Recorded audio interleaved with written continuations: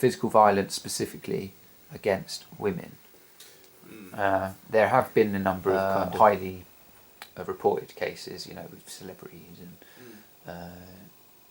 the Chris Brown thing. We've got Nigella. Oh yeah, and Sax, wasn't it? Yeah, not Sax. Saatchi. Yeah. Physical violence against women seems to be one of the few things in a society as a whole that people seem to have a really strong reaction against. And it's one of those fundamental things where you're either raised, particularly as a man, you're raised these days, either physical violence against women is not acceptable, period, or whatever, basically. You think about Rihanna and Chris Brown. Chris Brown grew up in an abusive household where his mother was abused. I think white people are still questioning what happened and still so invested in it is because no one knows what went on at that point. No one knows what happened. Rihanna's a Bajan girl. She's a Barbadian. She's a girl from Barbados, okay? My family is from Barbados. Now, I can already tell you that Barbadian women are feisty beyond belief, okay? They have a fire that is just not present in certain other women from other places of the world, Rihanna is not from a place where women hold their tongue. They'll cuss you out.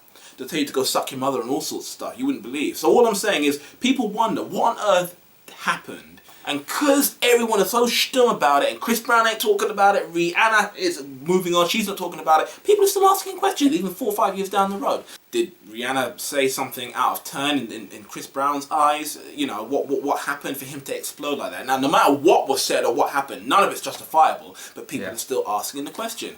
Did she go intend him to go fuck his mother? Is that why he beat the crap out of her? Who knows? What happened where he crossed that line where he laid hands on her? I mean, men laying hands on women is nothing new, but he wasn't discreet about it. He didn't punch her in her stomach. He did it right in her face. He made her know who was boss. What did she do or say to make him go get to that point? And it wasn't just a once. Or had it been going for a long while? These are all questions that people want still to know about. And people are still giving Chris Brown such a hard time because he ain't answering those questions. See, if it were me, I'd be like, look, she told me to go fuck my mother. I lost it. It was wrong. I lost it. It was very, very wrong. That will never ever happen again. But that's what happened. And then people are satisfied. Which he isn't condoning it, he isn't trying to justify it, but people know what happened, and in their minds they can either understand or they can come to grips with what happened, and as a result they can put it to bed in their own mind. Because there's none of that, there's no closure, there's no resolution. I ain't talking about it. I want to move on. I'm sick of people judging me for stuff I did years ago. It's not about what you did, it's about what the hell happened. Tell us. But he wants to keep that private. And all I'm saying is that's why people keep bringing it up, because we want to know still. We want to know because it's them. They're very high profile celebrities. Or do we want to know because that's so out of order that happened, regardless of who they are? I think a bit of both. When Ike was hitting on Tina, people knew. Did anyone really care? That's a bit before my time. I'm not so sure. Tina didn't turn up with black eyes at concerts, as far as I'm aware. I hit her in places where people wouldn't see, even though people knew. Chris Brown, her face is swollen and all this stuff, and because it's Rihanna and because she is so loved, people want to know, what did you do to my girl? The men want to know, what did she say for you to wig out like that?